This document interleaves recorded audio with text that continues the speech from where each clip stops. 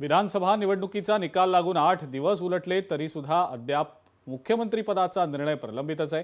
याबरोबरच मंत्रिमंडळ शपथविधी बाकी असताना नाशकात मात्र पालकमंत्री पदासाठी आत्तापासून चढाओढ सुरू झालेली आहे।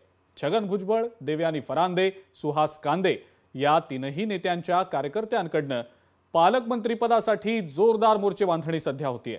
त्यामुळे आता नाशिकच्या पालकमंत्री पदाची माळ कुठल्या नेत्याच्या गळ्यात पडणार याकडे नाशिककरांचं सुद्धा लक्ष लागलंय।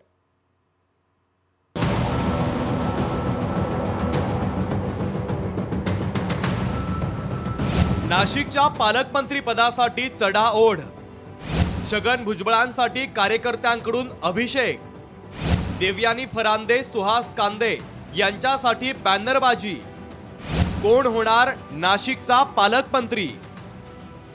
राज्याच्या मुख्यमंत्र्यांनी अजून शपथ घेतलेली नाहीये आणि खाते वाटप आणि मंत्रिपदांसंदर्भात अद्याप वाटाघाटी गुलदस्त्यात असताना पालकमंत्री पदांसाठी मात्र आता चढाओढ सुरू झाल्याचं चित्र आहे। यात नाशिकमधील नेते आता पालकमंत्री पदासाठी आतापासूनच मोर्चे बांधणी करताय। नेत्यांचे कार्यकर्ते तर यात अधिकच आघाडीवर आहे। छगन भुजबळ यांना कॅबिनेट मंत्रिपदासह नाशिकचं पालकमंत्रीपद मिळावं यासाठी राष्ट्रवादी युवक काँग्रेसच्या वतीनं महादेवाच्या मंदिरात रुद्राभिषेक करण्यात आला। आगामी कुंभमेळ्याच्या अनुषंगानं भुजबळ चांगला विकास करतील, त्यामुळे हे पद त्यांनाच मिळावं अशी मागणी कार्यकर्त्यांनी केली आहे।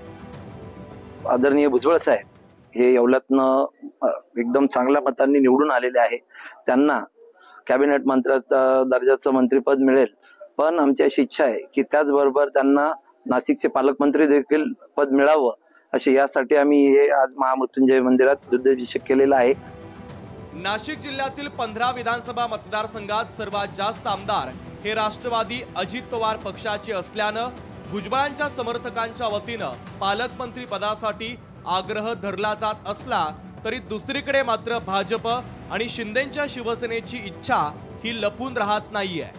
नाशिकमध्ये भाजपचे आमदार देवयानी फरांदे यांचे भावी पालकमंत्री पदाचे होर्डिंग लागले आहेत, तर समीर भुजबळ यांना चेकमेट करणारे सुहास कांदे यांचे देखील बॅनर झळकतात। तर प्रत्येक कार्यकर्त्याची इच्छा असते आपल्या व्यक्तीला पालकमंत्री पद मिळावं, यासाठी कार्यकर्ते अशा पद्धतीचे आग्रह करत असतात, अशी प्रतिक्रिया छगन भुजबळांनी दिली आहे। आनंदाची गोष्ट आहे, मी त्यांच्या माझ्यावरच्या प्रेमाबद्दल मी त्यांचा आभारी आहे।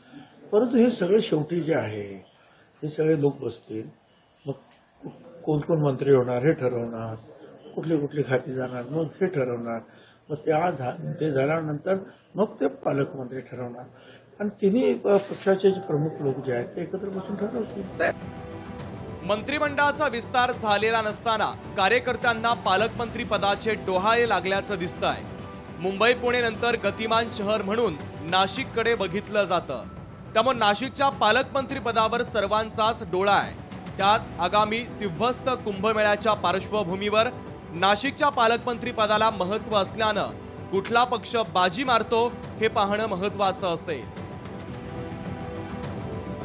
महेश महाले, लोकशाही मराठी, नाशिक।